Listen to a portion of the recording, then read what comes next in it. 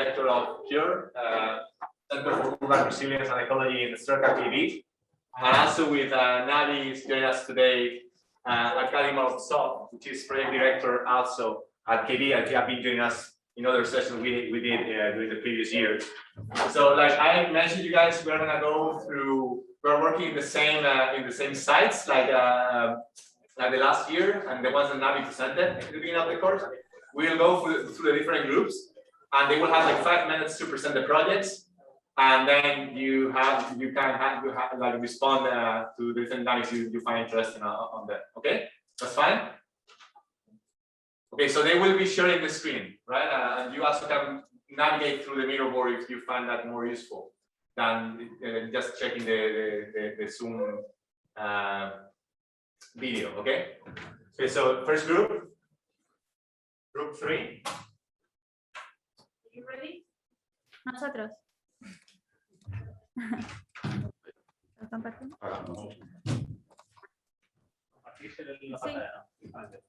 Y compartir también el audio. Uy. Perdón. You can hear me? No. Yes. Can you hear me? Yes? Good. Yes. So we were working in the old bread factory. We have made a study of activities in the Moscow area. So we have proposed different uses on the site that we can give to the project depending on the position that it needs. So we have introduced sports and public activities in the yellow areas. And this is an schema of the site that we have been done on Excel to organize our ideas. So it helps us to sectorize and prioritize the building uses. And after we have analyzed in the site, and the first thing that we have noticed that is a series of buildings that we have no connection more than the ground floor. So we have made an intervention to take advantage of the existing constructions and connect them with a technical floors approximately than 1 meter height, to have the insertion facilities for the houses, such as water installations, electrical installations, telecommunication, and ventilation. So we all this no, espera. Okay. So these are the floor plans or technical floor plans that we have connect all the existing buildings. So those constructions are embedded on the floor, and we are connected with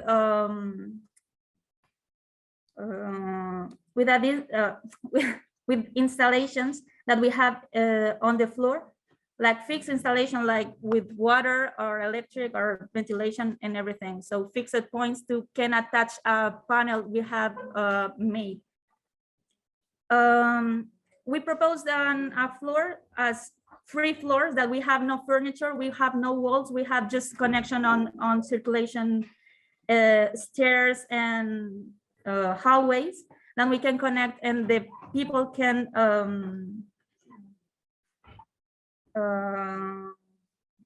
so the people can occupy the space as they want.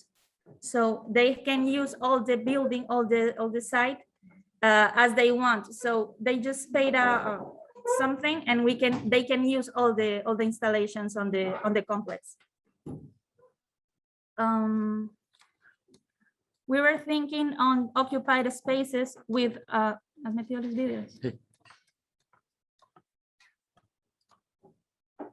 with some kind of panels that we have made and take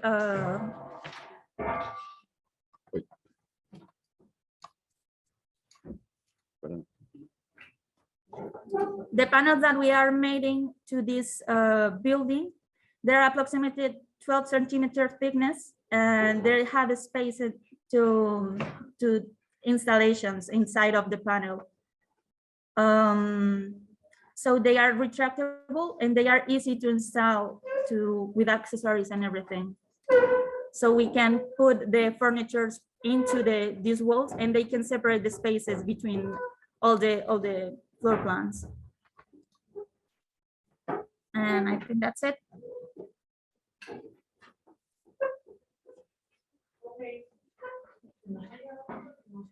Harry, can you guess? Yes, yes. Yeah. So we could start here. We are not hearing you. Mira, está activado. I don't know if it's a problem that we are having. Can you hear me now?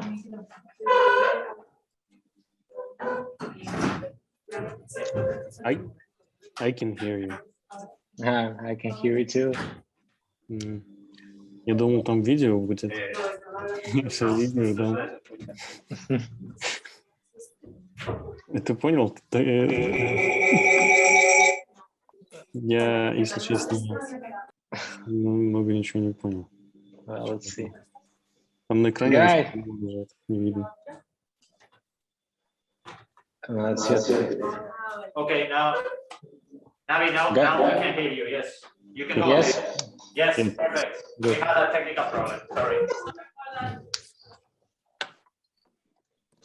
So Nabi, would you like to start? No, I think I could you should start. Okay, so thank you for the presentation. Well, I'm not sure if I could provide like a lot of comments, but firstly, I think that it's in terms of the storytelling. So you start deeply explaining the quite complicated and technical things are related to this like spatial organization of the space.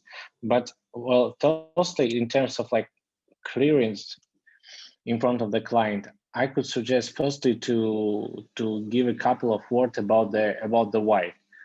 I mean, here from this like short presentation, it's not clear like the real purpose of this modifications for the building. So firstly, I would like to suggest to focus on the story and on the reason behind these things. The second one, like during the presentation, you put some like technical things talking about the width between these panels, etc. But since you didn't like explain it, why you're doing these things, it also could raise some more questions. So I suggest first like to clearly state why and what you are going to propose. Like, so sorry if I'm being like super critical since from the beginning, but the thing that I like is like the idea. So you had this idea of to create like real free space, which could be modified and upgraded to the different use, adapted to different use. But I would like to suggest you to go a bit further with that and not only focus on the flexibility of these panels, of these walls, but also trying to think of the flexibility of the floors itself. Because the structure which you are showing on the axonometrical scheme, it really make this, it had this sense, had this feeling that it's also could be like flexible. So if it's needed, it could be like 3-story building. If it's not, it could be one big, etc. So trying to think how it could be modified, like both horizontally and vertical space. So that's it, I guess. And thank you. Yeah, I agree with Arkady that it wasn't clear which issues were you actually addressing. I see that you have an interesting prototype with the dynamic walls, and it is intriguing, right? That you have walls that can like unfold or fold, but there's many questions, and I think you are in the beginning of the your journey with the walls. So basically, one of the suggestions I would have is not only fixate at the prototype or this extra small scale, but also talk about what are the spaces that you're able to create with it, right? So if you're talking about, so I have like X amount of square footage or like square meters during the day, and this area becomes, I don't know, like a theater or something, or a library, then like in the evening something happens and we move the walls and it becomes something larger, or like in the beginning it's classrooms and then it becomes a performance space or something like this.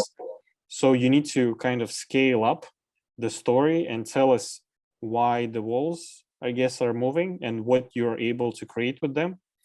And also, it seemed like, at least at the Rhino model or SketchUp model, that they're moving in one direction only. So like the railing, it seems like they can only move like on the x-axis, or let's say, and then I don't know how they're moving on the y-axis or something like this. So, but the idea of a dynamic floor plan that is changing from like time of, depending on the time of the day or a season or something, it's interesting. You could perhaps also move this idea towards the facade, I guess, not only fixate on the interior, because a lot of the structures that we see with the dynamics are the exterior, right? The facade. But the facade also, you're not just doing it to be cool, but to address something, right? With the facade, it would be addressing something climate related, with maybe moving and blocking sunlight during winter or during summer, allowing sunlight during the winter or something like this. So, but yeah, maybe also that's, I was actually I thought there was going to be a video, because last year we did every group had like a video already. I guess this time we're doing more of a mirror board, but I would suggest, if you're moving through the mirror board, I know that you don't have enough time maybe to actually put together a presentation, but at least for the sake of the meeting with the jury or the client or whatever, align the screenshots of your storytelling as if it's a presentation. So we just move from left to right, and you tell us with every picture as if it's a slide, so we can follow the story more clearly. Yeah, this is just a few things that I can say. Thanks. Okay, guys, thanks very much. We are now moving to team group number 7 from the Keskaya station. So, grupo 7, compartís.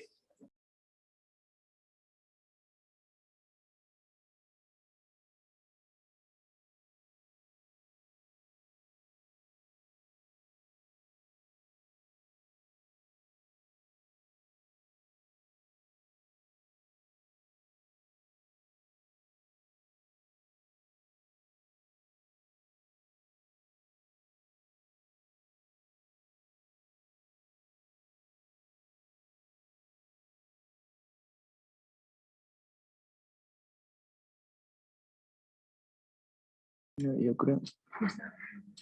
Pero-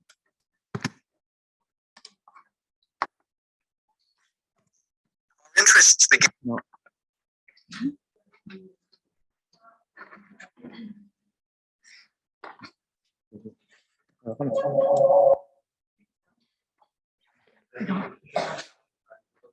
¿Se oye o no? Tienes que dejar el audio. Tengo que dejar el audio. Bueno, yo Pero dale al sí que volumen, sí. si no. Que no. Tienes que volver a compartir pantalla y darle a uno que se llama pone transmitir audio del sistema. A ver. No aparece el tío. No le sale ahí abajo los cuadraditos. Compartir sonido. Eso. Ah, vale. Ay, compartir. Vale, ahora sí.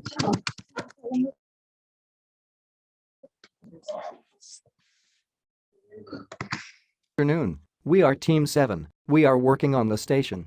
Our interests begin Oh, with yeah, the no. knowledge of a topology of minimal housing that arises in St. Petersburg after the revolution, and were called Kommunalka. This name was assigned to occupy houses of No se oye, ¿no? A ver. ¿Ahora? Espera. Mi micrófono está activado, ¿eh? A ver. Good afternoon. We are Team 7. We are working on the station. Our interests begin with the knowledge of a topology of minimal housing that arises in St. Petersburg after the revolution, and were called Kommunalka. This name was assigned to occupy houses of the high nobility and inhabited by anyone who needed a home. These large dwellings were divided into rooms, where the rooms were converted into small individual residences that shared the common areas. We want to transfer this process to the station with social housing with the name Kommunalka 2.0 due to the high cost of both buying and renting that exists in Moscow. We started with the idea of respecting the use and flows of the station, so we placed our project on top of the station and extended it to the southwest. The project is based on a modulated metal structure, which rests on the large communication cores that we have distributed throughout the project. Within this metallic structure, the project is organized through the circulations that are divided into 3 types depending on the spaces they serve: the dwellings, the public spaces and the terraces. These circulations change in the different floors of the project. Throughout the project, we find different minimum housing modules that change depending on the intended user. In total, we have proposed 4 types of users of our project: temporary users of the station, young university students, independent couples and small families. These modules are located along with the project following a criterion. In the station and above it are located the modules for temporary users and housing for young people, and as we move away from the station we find housing for couples and finally housing for families located to the southwest of the project.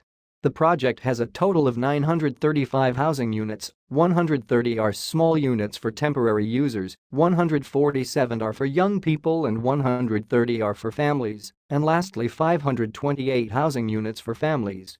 At the moment the project is located above the station, but by doing a compaction analysis we observed that we could compact the use of the station in the central wing, zoning on the sides, which would allow us to add more housing. With this project, we aim to bring affordable housing from the outskirts of the city to the financial center of Moscow to reduce the long commute to work and thus reduce the carbon footprint of the users. Thank you.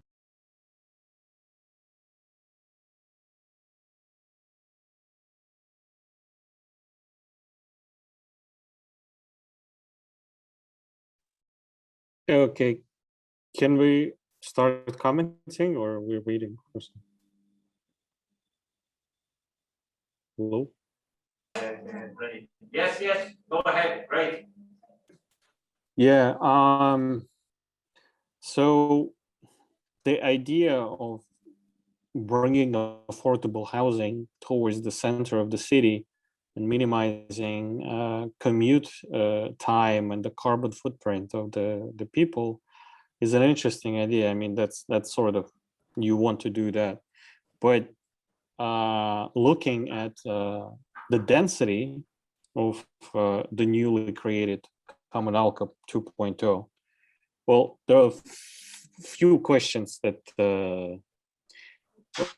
arise. First of all, the history of Kommunalkas in general in Soviet Union, they're not kind of, as opposed to I guess European cities and maybe American cities, co-living, where co-living sometimes is seen as something hip and more fashionable. Co-living in Soviet Union was imposed on the people, and it's usually disliked, right? And then I would even say hated in a kind of in among the people, regular people. But the idea of a 2.0 Kommunalka is an interesting idea. And I can see that it could happen, right? They could resurface, and I'm sure somebody is already doing something like this.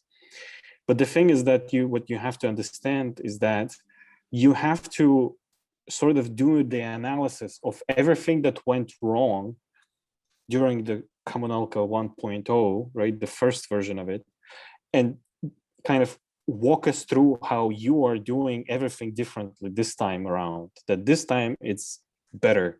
But looking at very dense housing blocks, right, where people are almost living on top of each other, all I'm kind of remembering is just this image of the older Kommunalka, and I don't really see the 2.0 here, right? It's sort of the same things that we're doing here. Maybe you have it somehow addressed, but it's hard to see if we don't see the floor plans, or there some questions that, for example, the air, sunlight, public space among in these towers, like how many floors is it?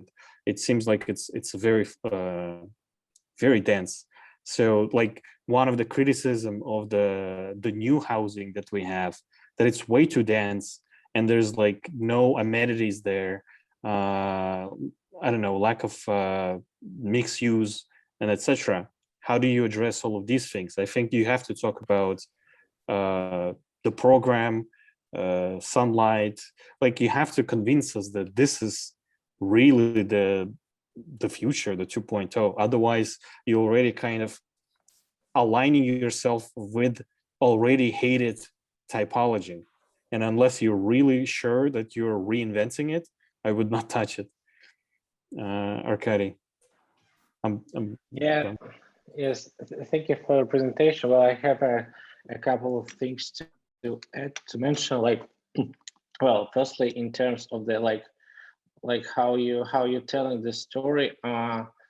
Well, I don't know if it's like really necessary here to firstly to refer to the commonalcas of St. Petersburg, because, well, actually, as Nabi mentioned, it's like awful like conditions of living, and there are still the commonalcas in St. Petersburg, and even in Moscow there are a few of them, and nobody really like them. Like, well, in St. Petersburg, it's working this way. Like there's a communalka, and then there come like wealthy people from Moscow who buying these apartments like room by room until they will buy all of them, and then they will make for them like a really nice apartments. So, and like since you, well, at the end of the presentation, you're starting to build a real connection between the logic of the co-living and the like identity of the space. Yeah, when you're talking that there's problems related to the commutation, to the transportation, also affordable living, these stories become like more clear. So actually, this is the reason why you're thinking of the combining the living with the actual train station, is that you are preparing the something like the infrastructural synergies. Like you have this transportation and you have the living, and you're trying to solve this problem of this like distance going from the far away from Moscow to the center of the city. So in this case, it becomes a bit more logical. But since it's, well, I don't know, I'm trying to thinking here, like looking at the schemes, and I don't know, it's really like really dense. And also if you will take a look on this, well, actually nobody will like to live like too close to the railroads, I could say, especially if it's still functional. So maybe you will try to not like really focus on the solving the problem of the co-livings, of the affordable houses, but maybe you will try to interconnect these things, like, I don't know, related to this transportation, housing, like I don't know, maybe this is a temporary housing for the workers. Maybe it's something kind of a hotel, I don't know, because now it's not really clear why it's a good synergy between these two things there. Okay, thank you very much. That's it, I guess. Great, thank you very much. So now we are moving to group number 8, also from from GS1. Okay, so group number 8.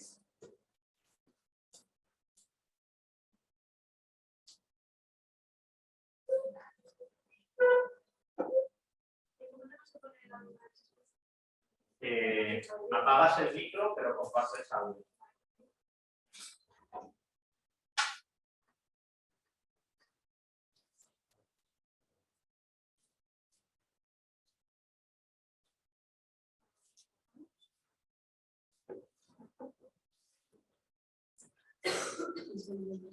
Sí. ¿No estáis compartiendo el sonido un poco?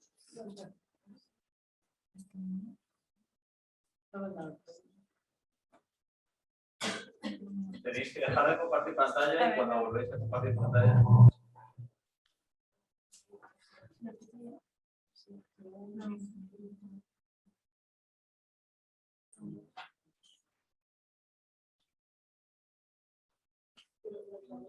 No están compartiendo el audio. No.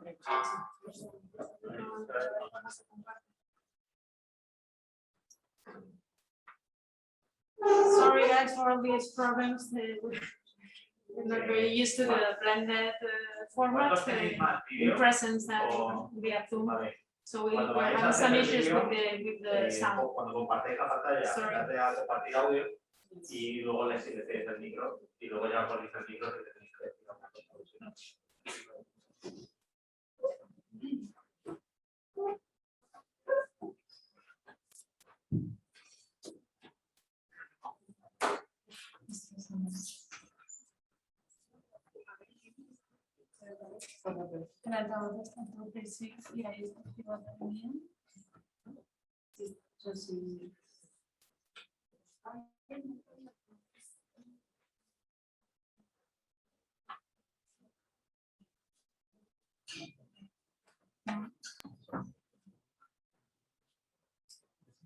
The current habitational scheme is quickly becoming obsolete, and their inhabitants develop new ways of interacting with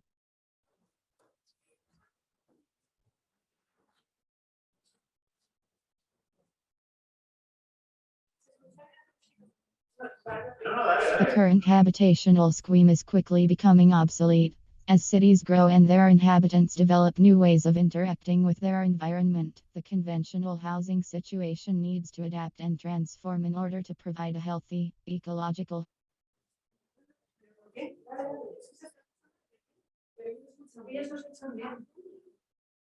housing system. Working on the GIS-1, we are able to transform a historic building into a new societal domesticity based on self-sufficiency, circular economy and neighborhood action. We propose the coexistence of three domestic typologies. Nomadic, meant for short-time inhabitants. Traditional, meant for long-time users. And shared, meant for those inhabitants that would uphold and work to maintain the system running. A free ground floor project, intended for community use, with the intention that our system will function as a continuation of the city of Moscow.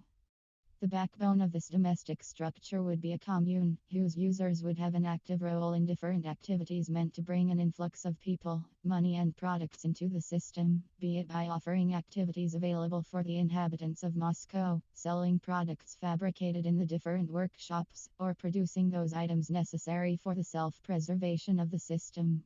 The community will occupy the factory and the currently empty places next to it. The interior part will conform to the pre-existing structure, taking the trusses as a modulation base. From this, the outer part will develop as an extension of said modulation. Outside, large supply modules will be placed, such as study spaces, orchards, energy production areas, warehouses. These modules are placed next to homes with user profiles that most need each type of service. Inside, smaller modules will also be placed for more basic needs. The dwellings will be changing spaces during the day with manageable furniture, able to be stored. They will have only a rest and toilet area, and will have spaces for the kitchen, dining and work areas per floor.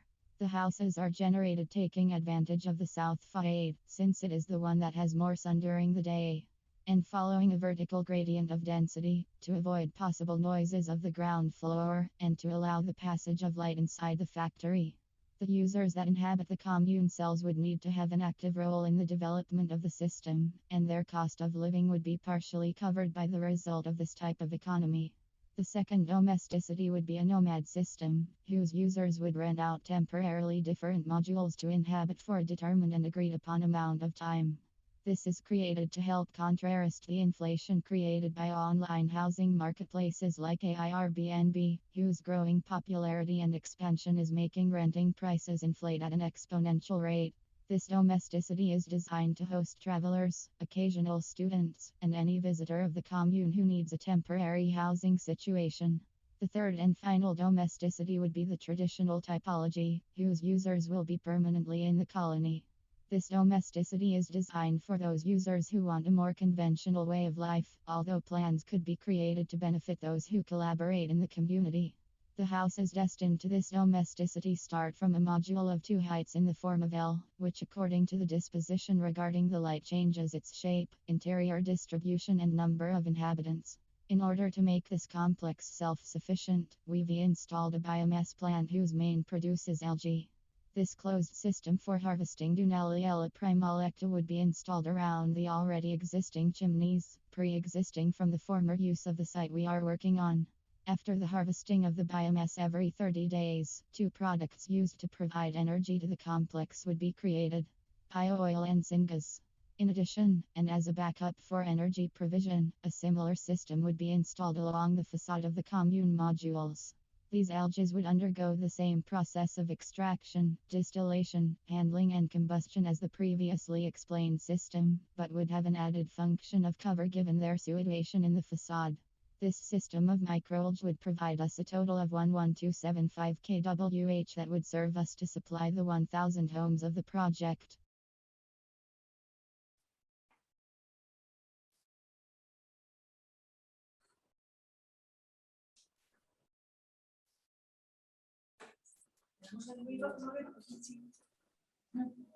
Well, that's it. You can go ahead, please.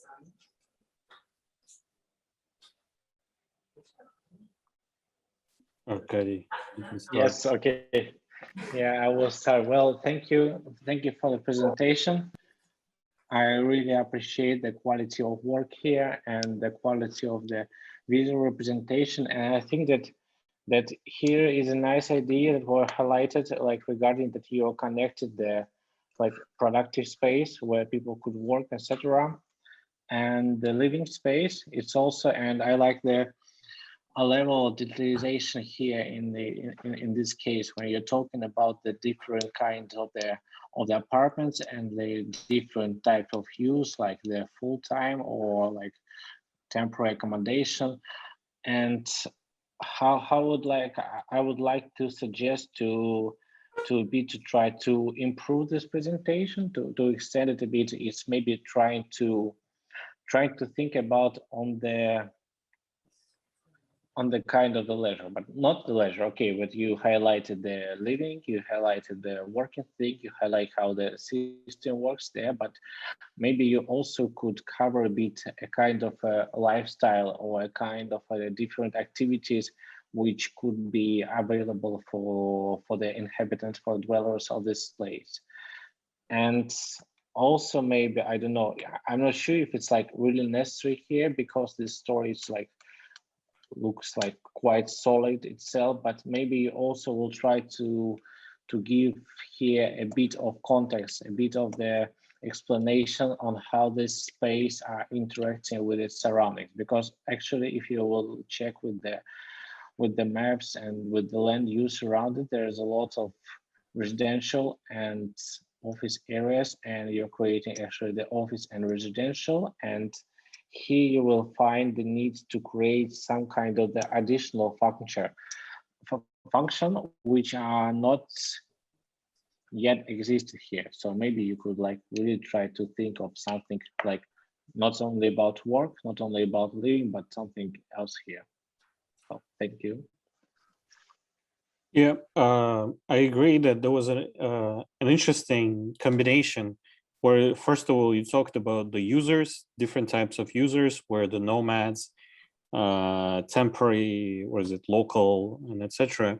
Also, you spoke, and then you connected it to the spaces, right? You said that there are units that are temporary, local, and etc. So there was this connection that was sort of interesting. What I missed, I guess, is that we didn't really see what those units are made of, right? Or what the floor plan of that unit is.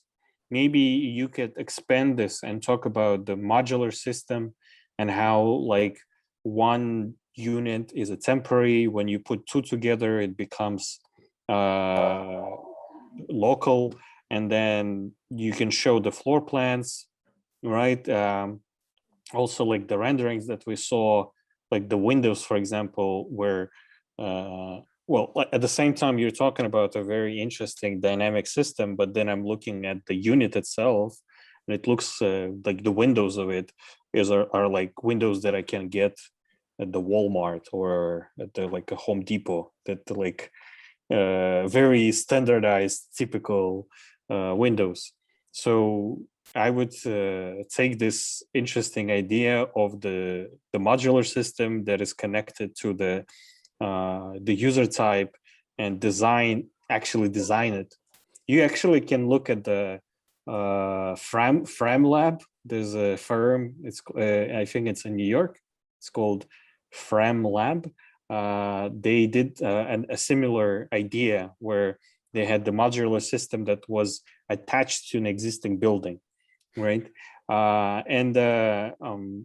Also, it still seems very dense, and maybe the density is not the issue here, but you talk about the sunlight and the air, but just looking at the density, I have doubts that there's enough sunlight or air for the units. So you would have to produce some diagrams that show us the air circulation or the sunlight, so to kind of calm us down. Maybe you can also talk about like environmental systems, where you talk about the water reuse, or I don't know, green roofs, green facades, or something like this, where you absorb the water, you harvest rainwater, or something like that. Right now, it sort of seems as boxes put on top of each other, but it could be something more. And with the algae, are we like totally sure that all of the conditions are checked for growing algae inside of the building, alongside of the pipes, basically all the pipes? So you don't have to answer now, but just to make sure that it is plausible, it is doable the way you're doing it right now. So what else? I think the idea is interesting. You need to develop the design itself of the units, I guess, and add some system to it, and maybe like put the story on it as well, and it would be good. Okay, thank you. Okay, thank you very much.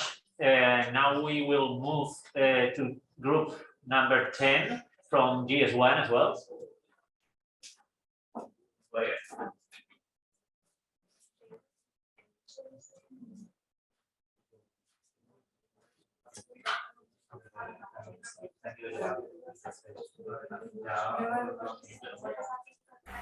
Abyss is a project carried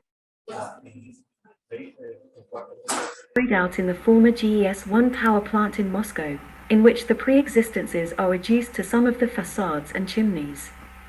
It proposes a type of domesticity of reduced private space, large areas for community use, and a public complex that replaces the side pavilion. This public space open to the city consists of 4 levels: spa, restaurant, ski slope and facilities. From the main entrance located on the river bank, one arrives at the lobby, where a series of vertical circulations connect the entire complex. On the ground floor is the spa, where the difference in level of the terrain is compensated by a staircase that connects the lobby and the reception area. On the first floor are the access facilities to the ski slope and the ice skating area. On the top floor is the restaurant with views of the city. On the roof is the ski slope, taking advantage of the slope it generates. It is designed as a dry ski slope made of plastic material, which allows it to be used on days when there is no snow. The front and central pavilion are set aside for private use, in which domesticity is carried out. In turn, this space is divided into 2 parts: the dormitory modules, the communal space.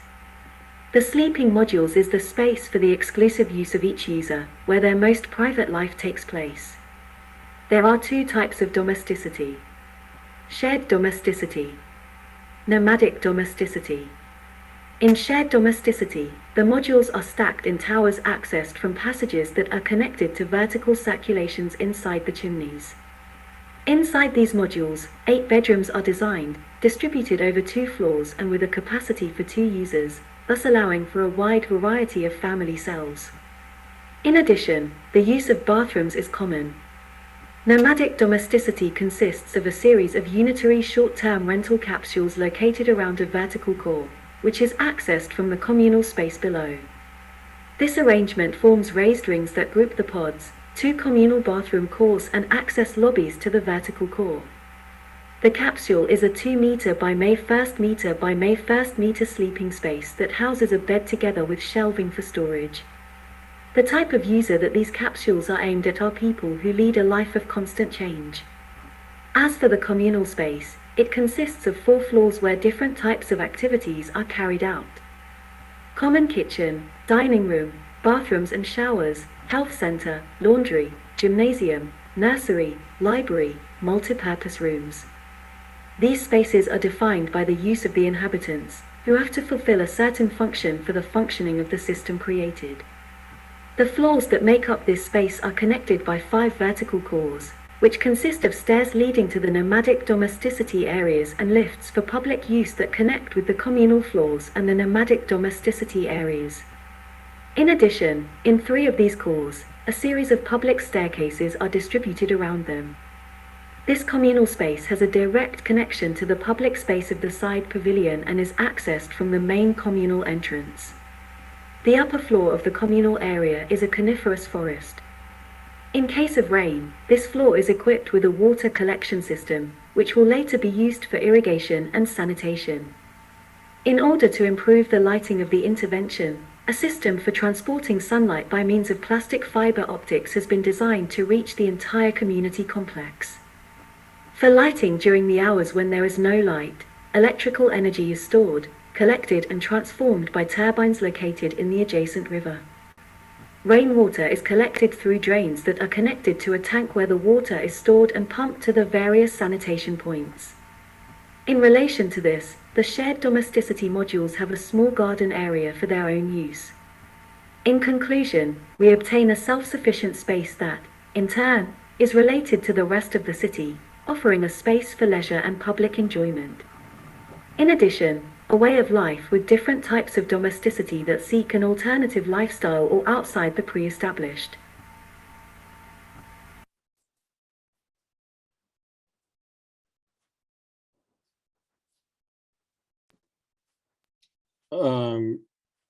So I sort of, it was not totally clear about the sleeping cells, whether they had a window going out or the window that was going towards the interior. Like, are the sleeping cells inside of the building or they're sort of exposed and then you have the windows.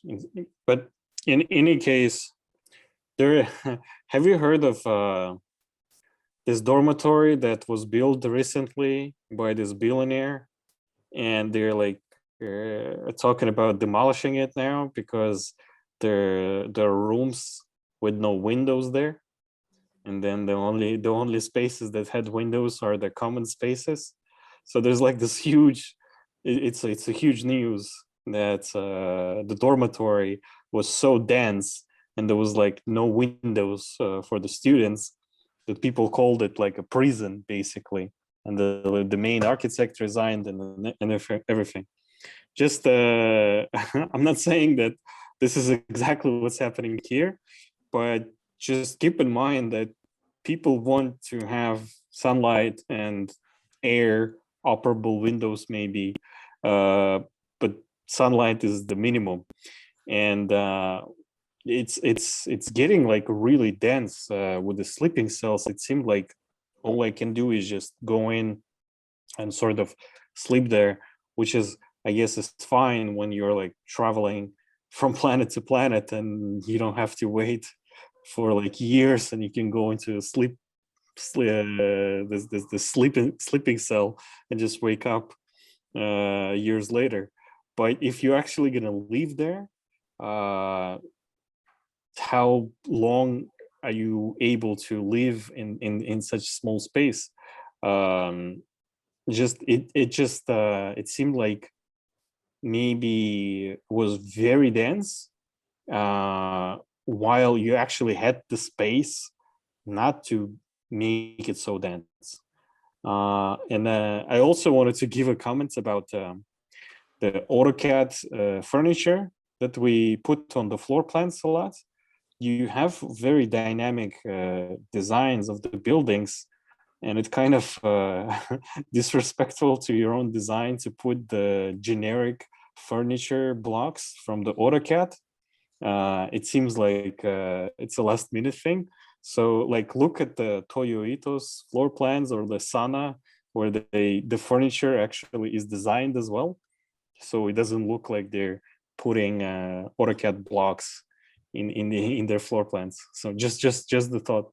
But in general, it seemed maybe very dense. Just keep in mind that, well, simple access to the sunlight would be a must. Maybe I'm reading it, the floor plan wrong. But okay. Yes, thank you for the presentation. I also would like to add a couple of comments regarding the densification. Well, I think that firstly, what I could say that actually Moscow is not so dense, like for instance, like, I don't know, usual European cities. So actually we have plenty of space here and here and here. So like I could say there's no natural need to build so extreme densification, even in the center of the Moscow city, because actually we have a lot of space where like different kinds of buildings like could be built. And even if we imagine that we are in the 20-15 years and there's also not so many places, it's still a lot of place in Moscow to build, especially on this island, etc. So maybe since it's also confused by Nabi and also there's nature, maybe you could really a bit rethink the densification there. The second thing, it's also like again about the densification that like, I don't know, but after pandemic, like many people starting to rethinking their apartments. And I think that we change a lot our image of the apartments, since like a couple of years before, like people could really like only sleep there. But now we could really imagine that it could happen something, and then we'll be locked again in our apartments for like half of a year or something like this. And I'm not sure if somebody really would like to be locked in apartments like this. So it's kind of other risk here. And even if you like, the third thing I would like to say, if you really for this kind of a densification and you think that this is what your project is about, I would like to go back to the storytelling and try firstly to explain why. So like try to explain the conditions of the Moscow of the 2050, where there's really need for this kind of the densification on this kind of typology of the apartments. I mean, since they're a kind of the speculative group and you are thinking on different things and trying to imagine, just give a bit of more background, because now you're focusing like too many on the architecture. There are some well-designed things and the program of the building and the like everything is nice. I don't expect with this AutoCAD blocks, but try to think a bit wider. Try to think about the Moscow, which is like urgently needs for the such typologies, and that could like help you to present and to sell actually your project to the client. Thank you. Okay, thank you very much, Kari, Navi. We feel a little bit obliged to make some point here. And as you have already mentioned, this issue of very high density in all the projects. And I think this is something that we have kind of pushed from our side. It was in some sense implicit in the question we proposed, because we think a dense city is more sustainable, just to put it simple. So maybe we missed this thing about the typologies that are usual in Moscow, but it's just to let you see that this is something that we have like promoted, this kind of density. It's on our side, this thing. Okay. Yeah. I think the problem would not be just in the density itself. Like, well, there's density and there's density, right? Like there's a way we can just put apartments on top of each other without any public space or any windows or anything. That would be like extremely dense, and we could say, well, is that sustainable as well? Or you can have like a dense tower, but I don't know, let's say 3 of these the units have an open space or something like this, like a shared actual balcony or something like that, where like I guess what we're saying is that while making it dense, we should also not sacrifice sunlight, public space, and etc. Like absolutely. like there should be a balance of that, because I agree that dense cities are more sustainable cities, right? That's also like the paradigm, right? But also, like I said, this very recently, the dormitory that was just released, right? And then it was a huge a kind of criticism of this dormitory, and nobody said that, well, it's a dense dormitory, therefore it's sustainable. People said that this dormitory looked like a prison. So there's this 2 ends, right? One, when there's like extreme density and then there's no space for people at all to be, I don't know, in sunlight or whatever, with open the window. And then there's another one where we're starting to sprawl, right? And then we drive like an hour to work every day, and that's not sustainable. We have to think about the balance. So what we're saying is that if you're going that way of the density, then we should definitely not have questions of, do they have enough sunlight? Do they have enough air, etc.? And I think what could help us is to see diagrams of this, that enough people are getting the sunlight or enough people getting air, etc. So we're not kind of just putting people on top of each other.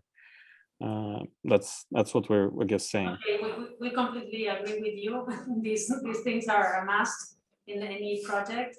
I just want to make sure that you were aware about the us saying that density should be part of the problem.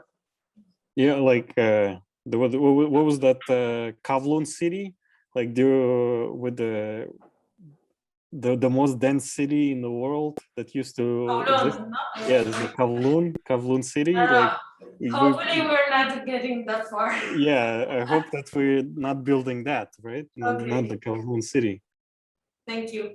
We are moving to group number 5, and I'm afraid we need to speed up a little bit because there are like 5 more to see. So thank you.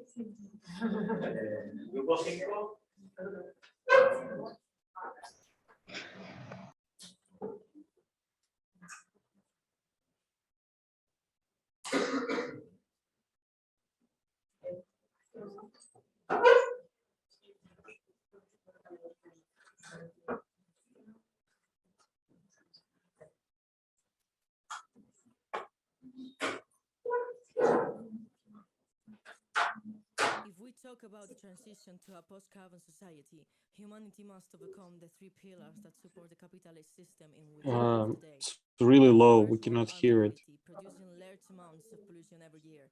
Second one are political leaders, deniers of climate change. And also Carmen, está diciendo Navi que es muy bajo, que si le puede subir el volumen, por favor.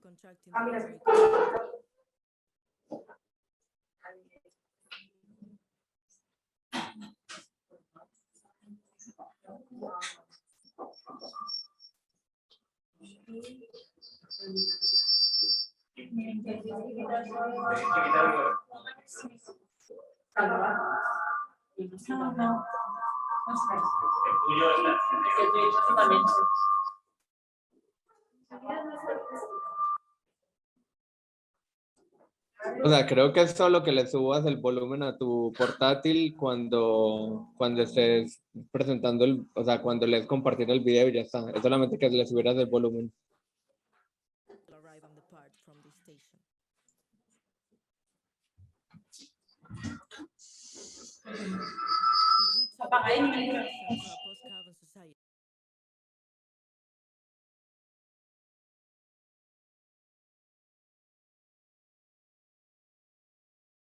if we talk about the transition to a post-carbon society, humanity must overcome the three pillars that support the capitalist system in which we live today. First one are mobility, producing large amounts of pollution every year. Second one are political leaders, deniers of climate change and also of the anthropogenic origin of the increasing global temperature.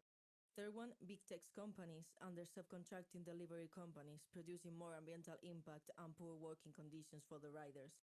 From these three pillars emerges Terminal 5 as a prototype residential building and logistics center. It is a prototype because although it is designed in the Kievsky station in Moscow, all of the architecture is conceived to be built in all the train stations of the world, the new nerve centers of the cities of the post-carbon era, consequently generating a network of new nomadic domesticities and a new way of moving around the world. Therefore, the project, based on the automatic parking systems, is mainly composed of a modular structure for stacking housing models, designed as capsules that can not only be freely configured on these shelves, but also form the trains themselves that will arrive and depart from this station. The logistics center functions as a separator between the station and the housing towers, generating a vertical symbiosis by being responsible with its infrastructure for starting the route of the capsules throughout the building to the parking area and picking them up and configuring them for the departure of the capsule trains. The building in its entirety will put into practice theories developed for domestic life in a post-carbon world. First, total electrification with the reuse of energy generated by trains breaking at the station and accumulated later for use. Secondly, with a cell design adapted to different seasons and variations in light and temperature. The capsules will function like sunflowers, always oriented to maximize the use of solar radiation, using additional conditioning elements in addition to the conventional enclosure.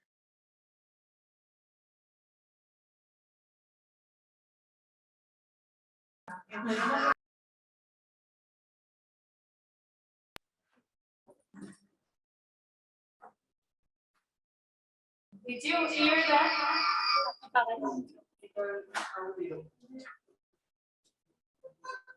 Could you hear the audio of the video, Navi? It was very low. I don't know, Arkady, did you hear? Yeah, I hear it's fine. Okay, so let's go ahead. Yeah, so would you like to start, Nabi, or to start? You can start. Yeah, okay. So thank you for the presentation. Well, I think that it's really nice concept to blend like the mobility and the living. But actually, I also would like to highlight that you stated that there's a few problems that like drives out to the issues of the climate change, to the further climate change, etc., like the politics, the transportation, and like this Amazon things. And well, actually, first of all, I would like to say that it's not really work in terms of presentation, because then you go to show your prototype and it's like really doesn't respond to each of this problem that you state. So it doesn't respond to the government, it doesn't respond to the transportation, because even buildings become transportation. And also it doesn't respond to the Amazon things, because it's not clear, well, why it's mattered here. So actually, if we would like to talk on the transportation itself, I think that, well, actually, it's my assumption, I'm sure that, but, or maybe I didn't catch the concept of the project like very clear. But, well,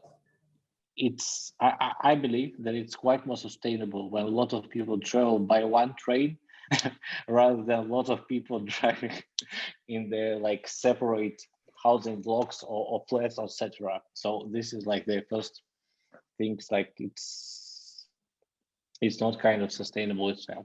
So the second thing that I would like to highlight, well, it's again like seems too dense, and the second thing is also, well, I think that why is there a need to move your block around with you?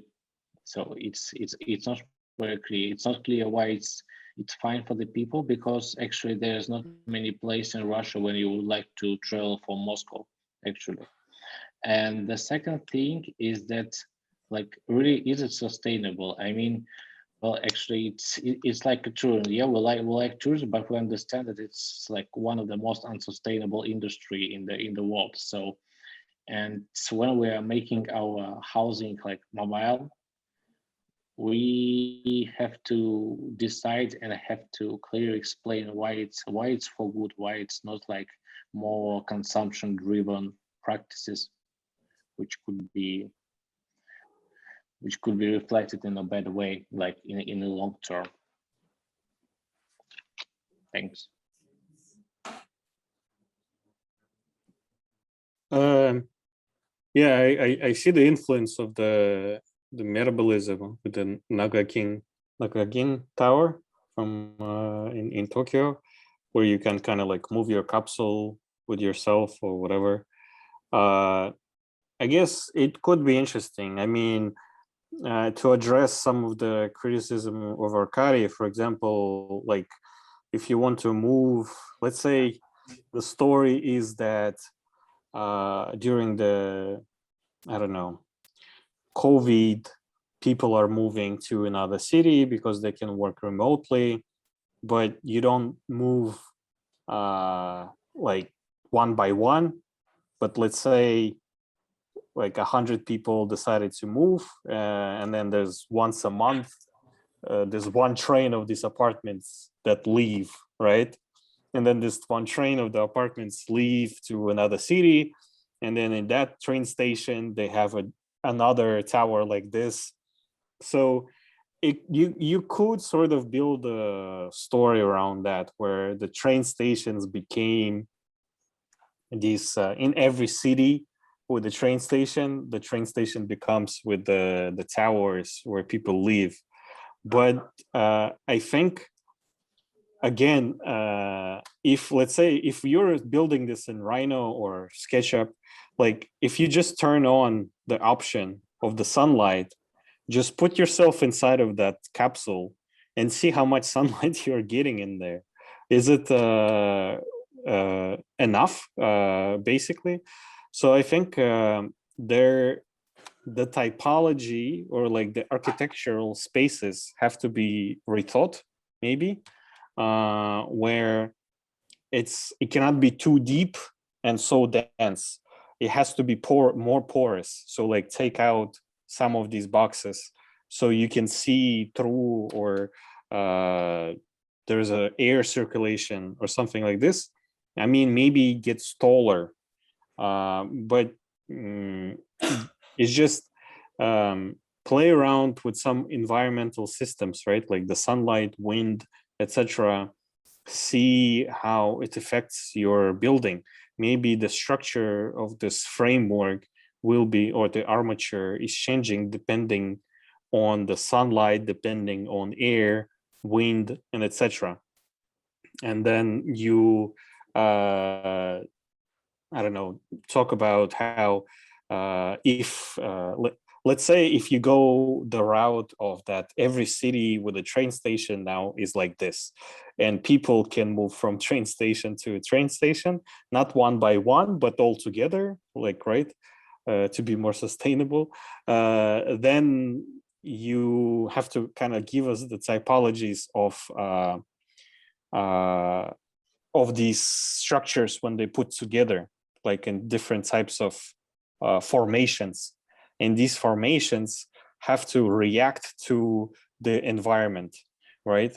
I guess the goal is, while you're densifying, is not to forget of, like not making a little Kowloon city in there. Is there like, do you have a required amount of units, or you're just making it as dense as possible? Like, because I think if you have a required amount of units, you can still fit those units there while not while allowing some air and sunlight through.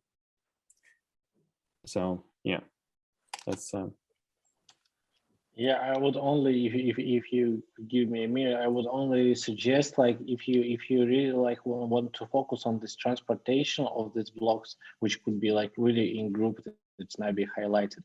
Maybe you also will think like about the distributions, because otherwise it's like when you travel from the one city to another city by plane, but you will stop in not in the nice hotel in the center of the city, but you will live in the hotel in the airport, and it's not like how it could work, I could guess. So maybe the station, it's not only provide the connectivity between different cities, but it could be a real like apartments hub, you know, you travel from Moscow to St. Petersburg, and from the station with the different kind of the additional transportation system, you could like move this block to another place. So they distributed around the city, not a state like on a warehouse in the train stations.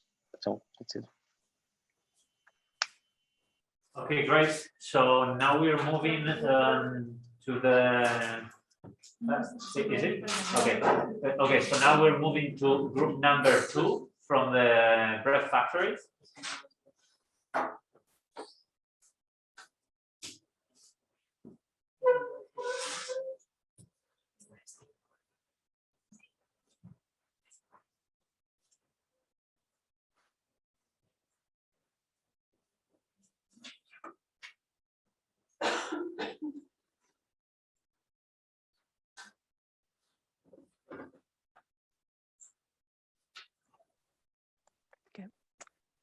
No.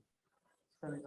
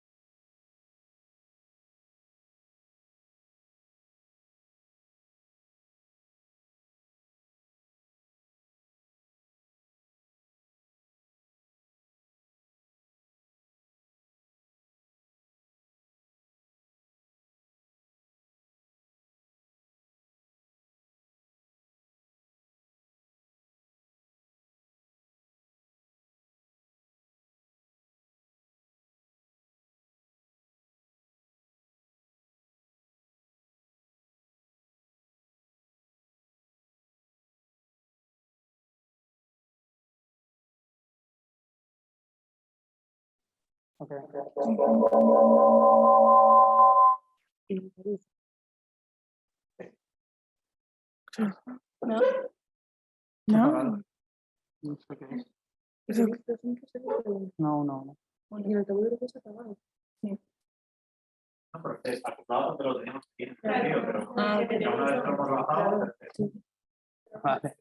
Is it okay? Should I start? No. Yes. Okay. Should I start over? Sorry. Okay. So our project focuses on the old bread factory and its return to its industrial activity.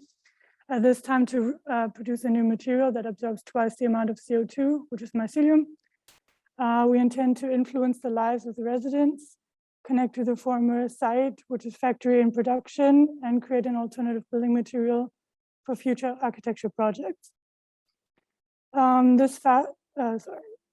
So this fast growing fungus is cultivated on the garbage of the residents of the complex.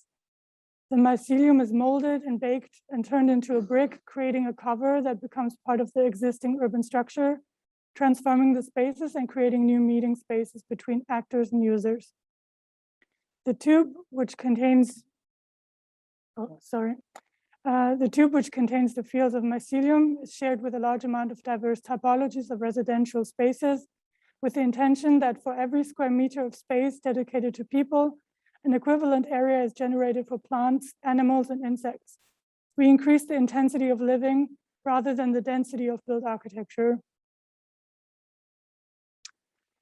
On the topographic cover of mycelium product, nature takes control and creates a walkable, inaccessible, and wild landscape at the highest levels. Under the skin, the volume underneath forms caves in which the industry, the residential, and the cultural enter into symbiosis and become one single organism in which each part contributes and receives a versatile social infrastructure. The factory uses the waste of the residents as an energy source. In return, the residents get new interior common spaces, better insulation of their facades, and a new district heating that works by taking advantage of the residual heat from the factory's furnaces. The new residents of the complex are housed in the tubes. They are attracted by the factory jobs, the research of this new material, by its new restaurants, or by the incredible panoramic view of Moscow, which the rings offer.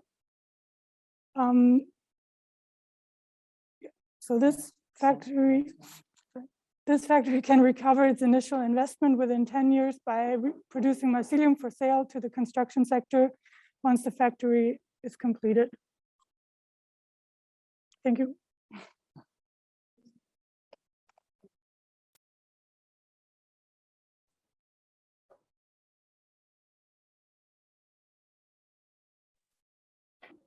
Okay, now you can go ahead. Yeah, can I see the section of the tube?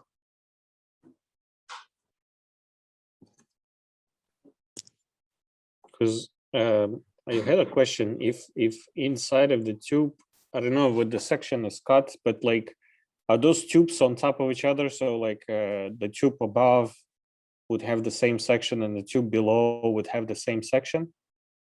Then there would be a question about, again, it seems like there's a greenhouse on the upper half, right? And then if there is a tube on top of that, then the sunlight would not be reaching the greenhouse, I guess. Is that, or it's a... Yeah. Actually, the section is about understanding the residential density as not a compact construction. Instead of that, we use this space, the half of the tube, as a cultive of mycelium and mushroom for using it for production. And with this kind of different sections as we have in the tubes, we can create different typologies of residential. No, it's not the same section for the whole tower. Let's say tower, but it's a way to understand it, because each tube, it's true that it has two parts, which is the natural one, where you can see, of course, a natural landscape in the upper side, and in the lower down is the living one, no? Like where the people live and where the humanity lives, no? And upper one is the natural one, but each ring is different. Actually, it has this characteristics. Yeah, I guess it would be useful to know which tube are we looking at when you're cutting a section. And then if you're saying that each tube is different, then we probably need to see different sections of these tubes. And yeah, because so right now in this rendering, these tubes are completely transparent. So they're like glass, right? So what you're saying is that it's not like half of it, the bottom half of it would be where the people live, and then the top half of it where the like a greenhouse is. But then again, like play around with the sunlight and see if the vegetation inside of those tubes would be getting enough sunlight. Maybe you would just end up with a different shape or formation of these tubes. That could be sort of interesting. I mean, I guess what I'm saying is that, well, it's hard to read the materiality, right? What is transparent? Where is the vegetation, right? And then the vegetation has to be following the sunlight. So maybe on the southern side, this is where all of the vegetation is located. But on the northern side, so this is where all of the housing is located, or something like this. But then also with the mycelium, as far as I understand, it's very susceptible to rain, and it's it kind of like it's not strong enough during the rain. Is it? Do you address that? I don't remember. I just remember the tower that was built in the PS1 MoMA one summer, right, out of the mycelium bricks. And then when it rained, they put a cover on it because they were afraid that it would just dissolve. So like, how do you address that? Or maybe it's a high, like advanced type or something like this. But the section is interesting. I think what is needed is to understand what the section is. And if you're saying is that every ring is different, then show us how it's different. And just my intuition is that the formation of the rings that you have right now will change depending on what is happening inside of those rings. So like just put them together, see if the plants are getting enough sunlight. Maybe you would get actually a more interesting looking tower if you would start putting in the program and seeing what works. Arkady? Yes, thank you for the presentation. Well, actually, I would like to say that I really appreciate this, like, quite of the practical approach. I mean, here we have, I see like the not very simple, but very clear concept. Like you produce something and you combine it with the living, and it's looking nice. You have public space and production in one place, etc. And I really appreciate that you try to estimate the capex and the IRR of the project. So, like regarding that, it's going to be self-paid in 10 years or something like this. And what I would like you to suggest to think, maybe not to think, well, firstly, in terms of representation, I think like if you are talking about the system, which could be potentially works, I think that you could try to be a little bit focused on the visual representation of the system. I mean, not showing this shaded axonometry where it's not very clear, but show the different elements of the system presented, and then show how it could be interconnected into one system.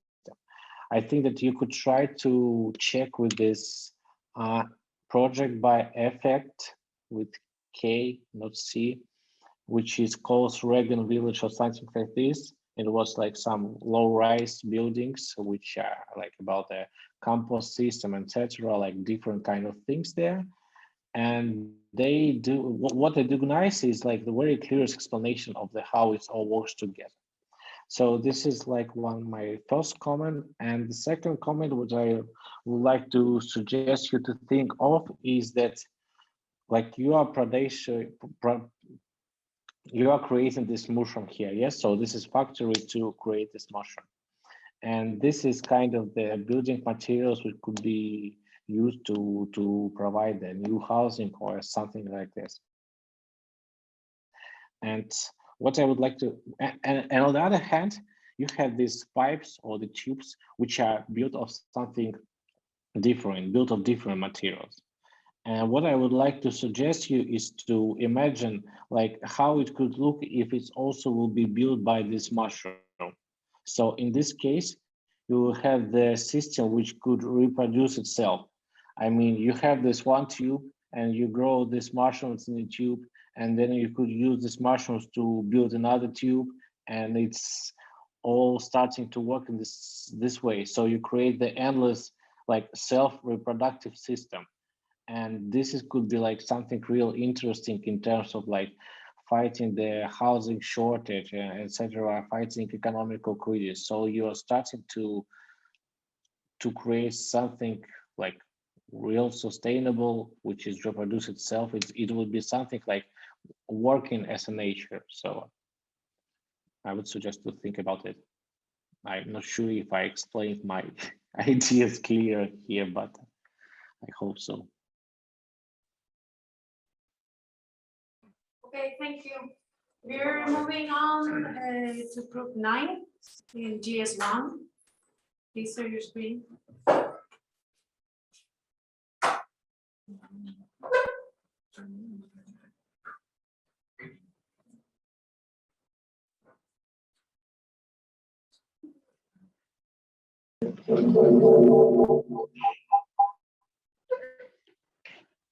Okay. I guess you listen to me. Okay, so Exodus is a project based in the GS1 station in Moscow. The arrangement stands on the construction of dwellings taking advantage of the urban space left from the plant. The complex is also equipped with several activities characteristic from a neighborhood. These are stores, exhibition sites, libraries, halls, and sports facilities. It is also of the interest in this project to host those in need of therapy. Mental health is really important, and that is why Exodus is provided with residence where users can stay till the healing process is completed. These procedures are based, these procedures are based on the different kinds of therapies that take part in the pavilion next to the river, as you can see here. ¿Por qué no pasa? Wait. Sorry, we're having a problem. Technical problem. Okay, now. So as I was saying, this pavilion is renewed with different materials such as glass, but preserving the aesthetic of the main building.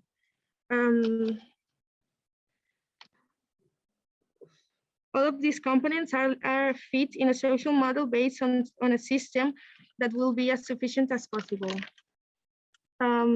Okay, regarding the social layer, Exodus is supplemented in the site following an orthogonal diagram where all of the facilities are in place. The area is around 3,400 square meters.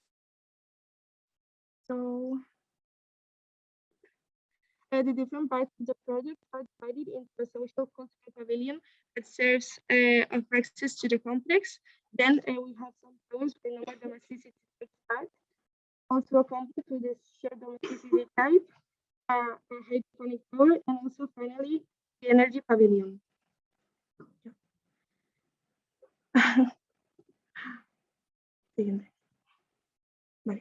The orthogonal grid lets us follow an organized communication system. With this idea, the towers are key points that give accesses to the arrangement.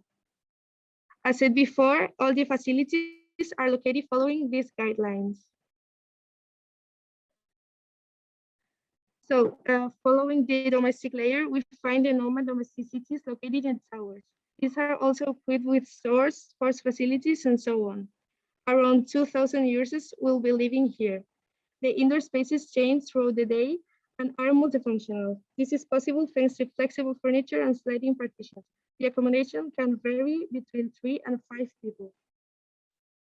The second type is the shared domesticity. It's developed from a capacity of 500 people.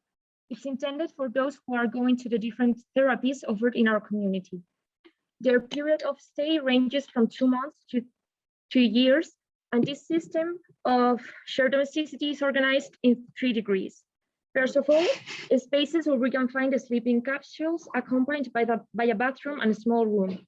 There are several configurations for these spaces according to how many people they accommodate, going from 2 to 6 people. Then a second degree where 5 or 6 modules from the previous degree are assembled, forming groups with a capacity of approximately 26 people, all of them with the living areas oriented to the south, letting natural light in and allowing proper cross ventilation. At this level, kitchen areas, dining rooms, co-working spaces, and light therapy rooms are shared. Finally, a third degree where sport areas and vegetable gardens are shared by the whole grand complex. Talking about the whole complex, we are implementing a cooperative society for 2,500 people that interrelates all the layers in our project.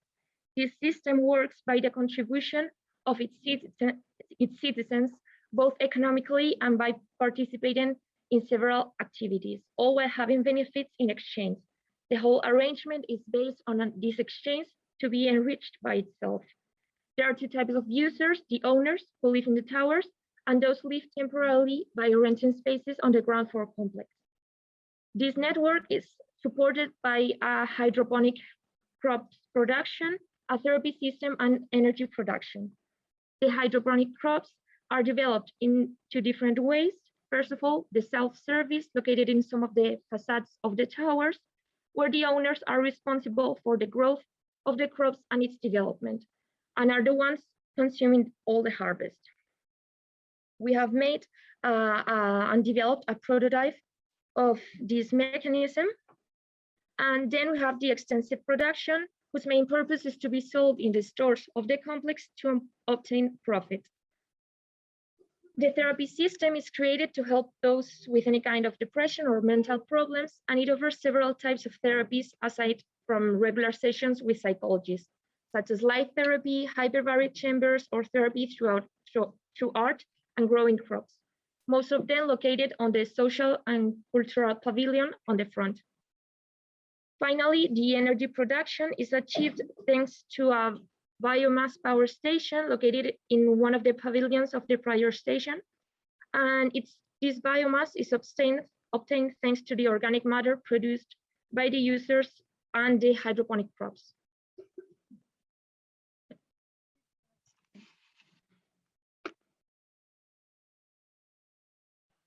Thank you. Thank you for the presentation. So, well, I think that like in the beginning of the presentation and the end, you highlighted like something interesting regarding that it could be kind of the healing space or place for the healing of the mental issues, problems, etc. And well, actually, I think that maybe this could be your main point in the project. I mean, because when you go into explain this thing about the food or about the things like related to the typology of the building, these concepts a bit disappear. So you started that you have this hidden space, and then you're starting to explain other things, which also were presented in the other couples of the presentation related to this site. So, and I think that maybe you could focus on this thing and expand it a bit, because now I could say that this is a project about the housing with the some special center inside it, which is focused to heal their mental issues. But maybe this all of the space, not only one building or on the one space of the building, could be support for this purpose. But maybe this all the space, like on the all of this level, could be like a healing machine. I mean, like when you're talking about this public space are designed the way that it's helped people to heal something. Maybe these apartments are working this way, and etc. So try to crystallize, try to make your idea a bit more solid, and don't spreading on a lot of things there. So yeah, I really like the prototype. Again, I usually enjoy the prototypes that I see. I like that they became part of the facade. And I guess I wished I would see it on the axonometric as well. So like not only you show us what it looks like inside of the unit, but on the axonometric we can see the vegetation. I'm still a little bit concerned about these spaces, living spaces that are within the yards, like on the bottom, down low. It seems like, again, there's not much sunlight reaching those areas. It would be nice maybe to see vegetation there as well. But if it's so dense, I'm not sure if sunlight is going to penetrate it.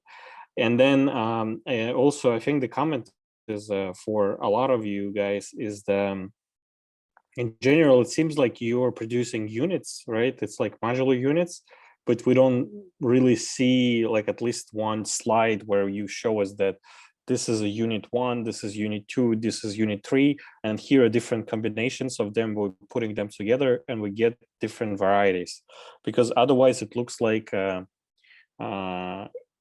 every unit is unique, which is like it's a pain to manufacture unique units, and every floor is different. So I think you're already doing this to maybe to show us that there's different types of units and then different combinations, but also to show us that the process is more effective, right? That you're just manufacturing the same type and not reassembling new floor area every time. So yeah, I feel like what I'm missing is vegetation, like green roofs or green facades, and in this case you have it, and it's like production, right? Not just typical vegetation, whatever, but we're not seeing it in overall picture on overall axonometric. Yeah, that's it. Okay, great, guys. Thanks very much for your comments. Now we are moving to group number 4 from the station.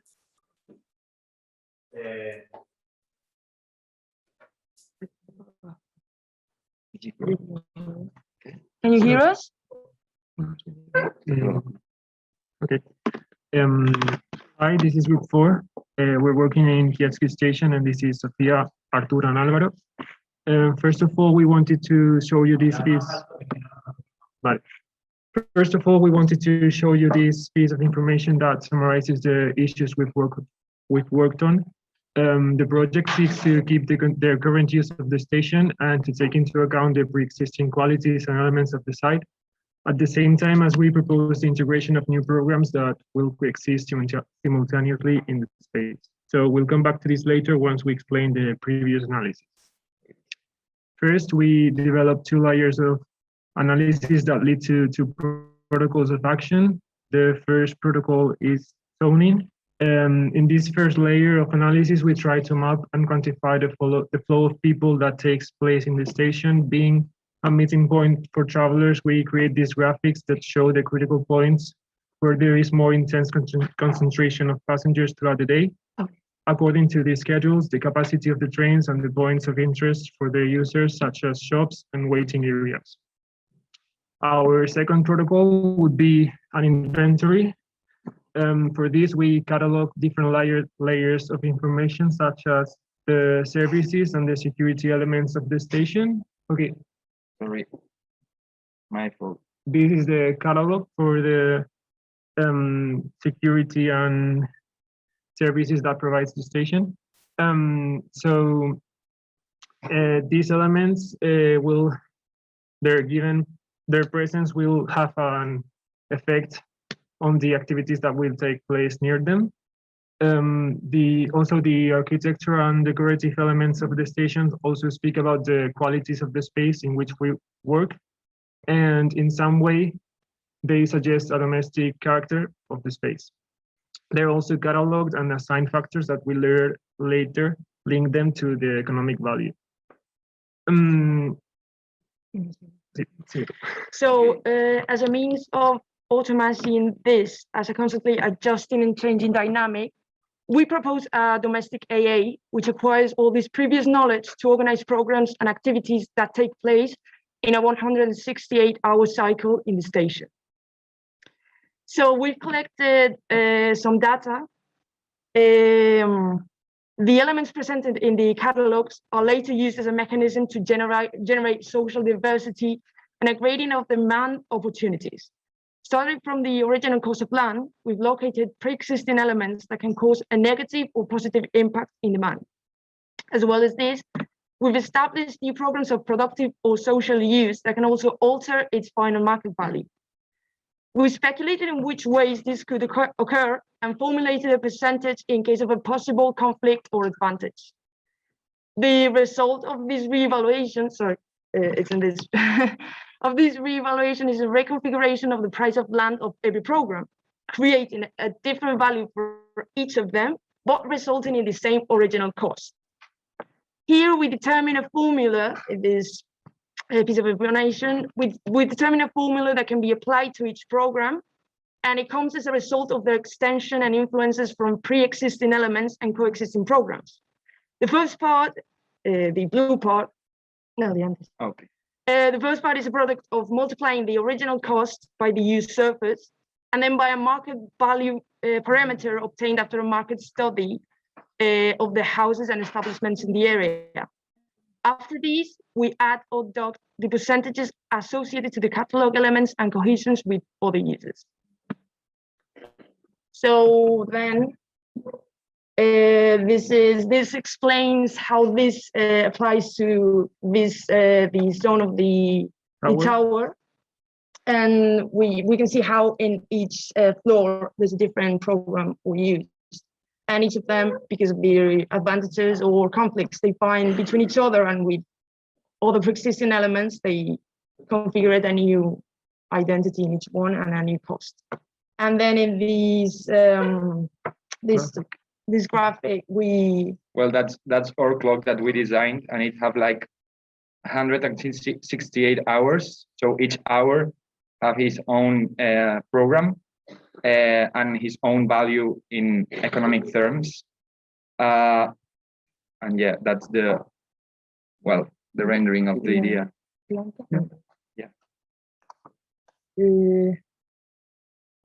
Okay, so this is a planned approach to the final master plan with spaces for dumping automatic domesticities are designed. This allows the development of activities and use of zoning through Vladimir's control, or it can even be manual also. The movement is produced through the mapping of a series of coordinates along the plan of the station, serving as a cartography to generate such spaces. And this is like the entire floor plan and how this will extrapolate to the whole building. Exactly. That's all. That's it.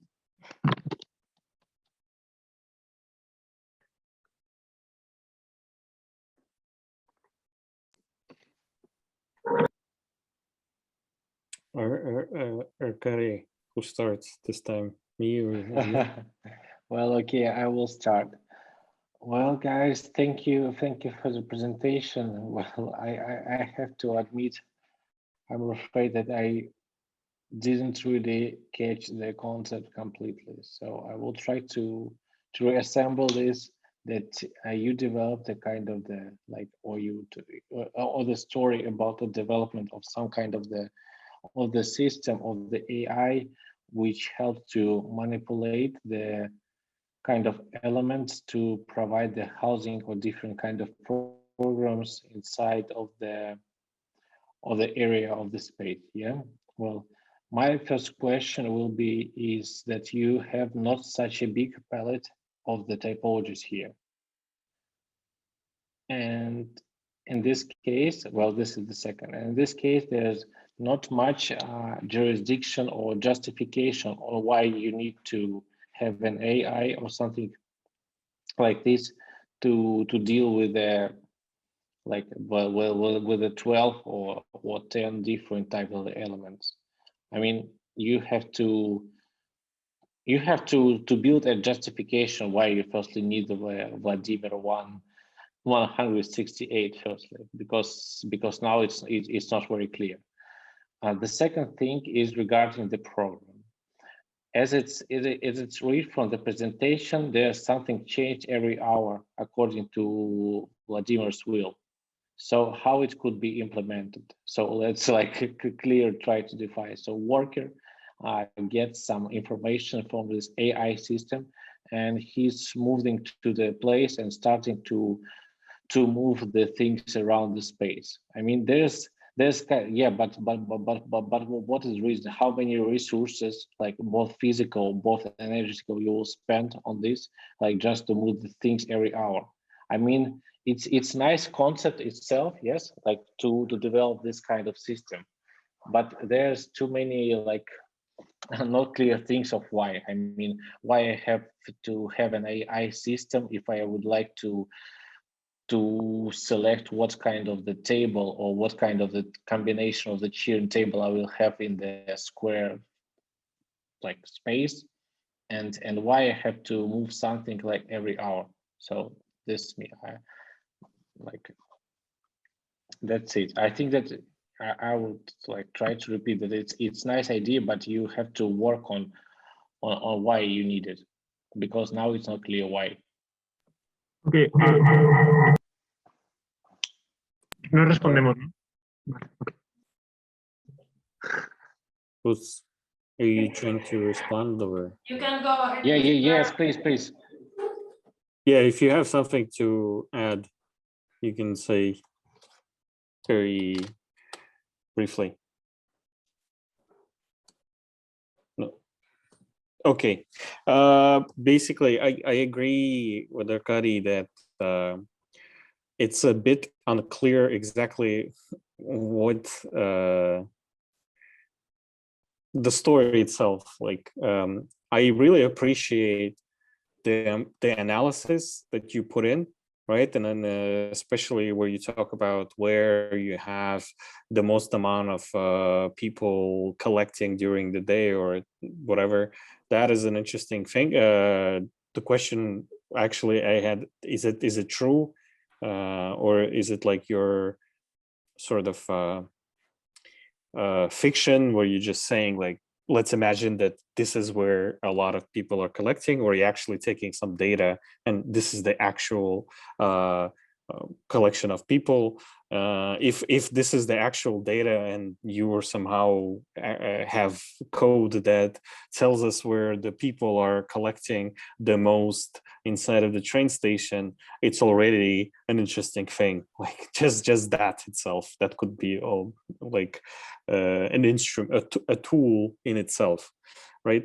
But then you talk about the inventory, and it was unclear what happens to the inventory afterwards. So I feel like there are multiple kind of jumps where you sort of I cannot catch up with you, and I don't understand by the end what we actually looking at. Like what are you guys proposing? I got the AI system, okay, but then what's like, I don't know, like I basically lost the connection between the inventory and the tower, and then the spaces that are being generated. But it seems like it has a lot of work and a lot of potential. It's just I wish it was maybe a little bit simpler told or explained, so we can like follow your logic. We also have like a lot of this extra information where we see all this code or something, and it's not like we can read it, right? So it's like we just, well, we believe you that there's a lot of code behind that, but I think like you can find a different way to kind of summarize all of this. And so there's a medium to like tell us the story, right, through a presentation or a video or something, and then there's a medium through which you're working. They're not always the same. Like, don't assume if you just show me code I immediately understand what's happening there. So, but in general, I feel like it has a lot of potential. I just wish I understood it a little bit better. That's it. Yeah. Or if you want to clarify it really fast. I guess we will move on, Navi, if you don't mind, because we are running out of time and they will kick us out of the evening quickly. So I think now we are moving to team number 6, also from the Keskaya station.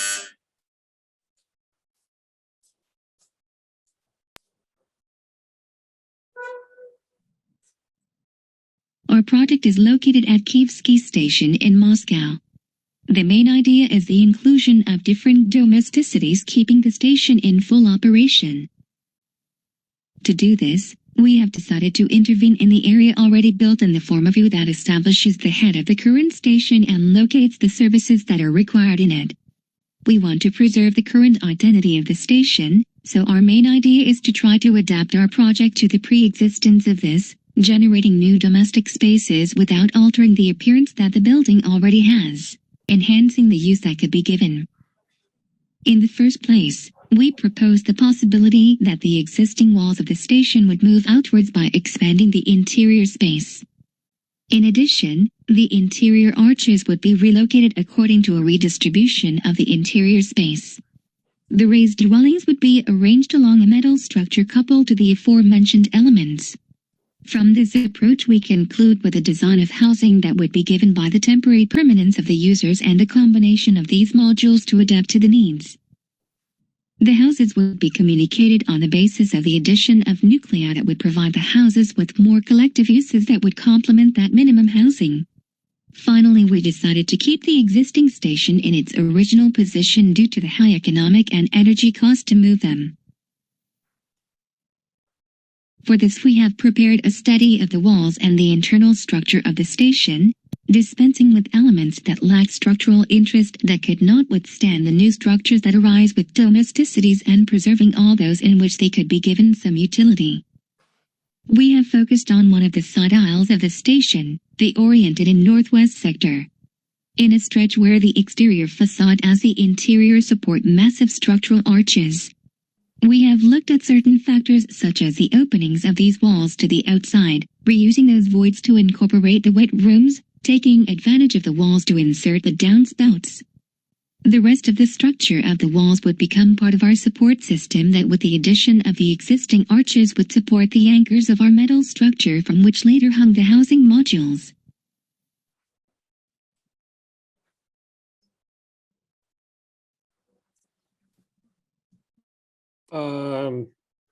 I can just, since we don't have much time, just really quickly say that you have all of these big moves, right? Where we're moving the walls of the building and relocating the structure and etc. But it's sort of unclear why we're doing this. Like, why are we? That's like major move to relocate structure of the building or move the wall. And then we're like, what are we gaining from that? What are we actually getting from this? And in the end, when I'm looking at the axonometric, it's like, I'm just asking myself, did we have to move the walls in order to get the units in there? Or we could have find a different way to position the units, and if this is what you're trying to do, if you're trying to put the units inside of the building, couldn't you do this if you didn't move the structure? But then maybe you couldn't, but we couldn't, I don't know. I guess like you need diagrams or some kind of drawings that explain to us that why these moves are necessary, you know, like I don't want to bring Big as an example, but he has a talent of explaining in a very, very dumb way what he's trying to like do with his buildings, right? And sometimes his buildings are like crazy looking, but he has these diagrams where he's like, this is because of that, we don't have this access here, and this is all we have is a triangle, like one one by one, there's a sequence of diagrams, but then by the end, he is a crazy looking thing, but you know that that was part of the process. But here we're sort of missing those steps. And if he would have showed us this crazy thing in the end and just said, well, this is how it has to be, I have so many questions, like, why does it have to be this way? So I feel like you at least, if this, you have to convince me that these moves were necessary. And in order to do that, you have to add then more diagrams or drawings explaining that. Because if looking at them, we understand that these moves were not necessary, then the concept kind of collapses, no?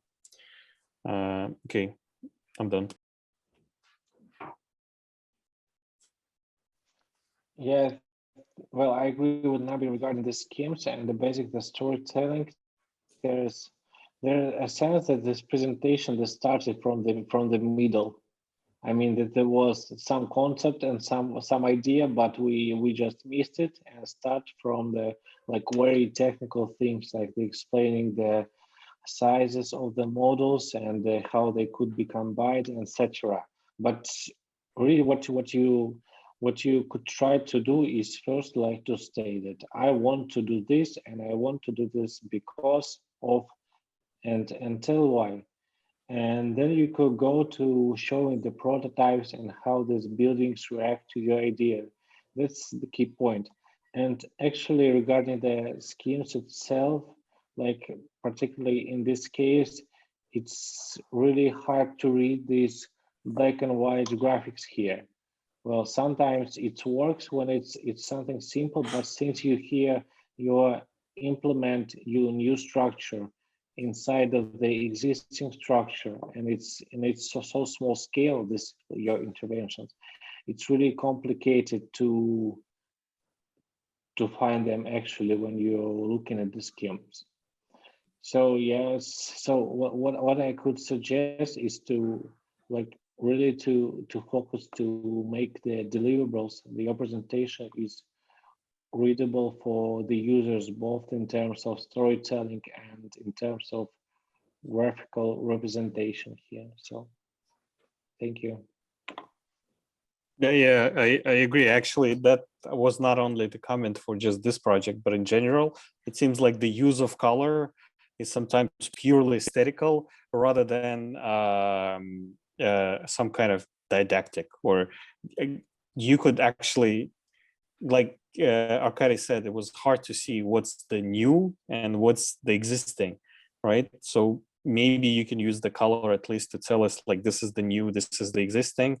I guess you can still try to make it more aesthetical, but sort of the aesthetics and the design, graphic design choices cannot, you cannot sacrifice sort of the design explanation just to make the drawing look prettier, I guess. But we're not against pretty drawings, no way. We just want to also understand what's happening on them. That's it. Okay, thank you very much, Arkady, Navi, for the effort of trying to put together some comments in this very ongoing stage of the process, as you have seen. Thank you for your time, and hope to come back with more deeper stories, a better structure, and more detailed drawings. Thank you. Yes, thank you guys. Actually, Arkady can tell you in 2 minutes. He did a research on housing in Moscow just recently, and it was just released today. You want to tell 2 words? Well, actually, it was done with the Nabi's help. So actually, it's our STRELKA KB research. So yeah, actually, this is about the renovation of the existing housing. So since we are talking here about housing a lot, there was a project which is related to the refurbishment of the existing Soviet max housing, which are like looking very bad and nobody wants to leave it. And now in Russia and in Moscow, there's a program for the renovation, which considers the demolition of this existing building, which is usually the 5 stories blocks, and replacing them with the like highly dense building, like 20 stories, etc. And as an opportunity, as a vision, we propose the renovation, which is like based on the principle of environmental, social, and governance responsibilities, to highlight how you could reuse, readapt, and like transform a bit the existing housing. So I think that Nabi maybe could share with you I sent the later. link to the research to Eduardo, and he can share it with you guys. Great, nice thing. Yeah, I think what would be useful there is description of the issues with the housing today, at least, and maybe you can look at it as well. Okay, thank you. Thank you very you, much. guys. Okay, thank you very much, guys. See you in some weeks. Take care. Thank you. Bye. Good luck, guys.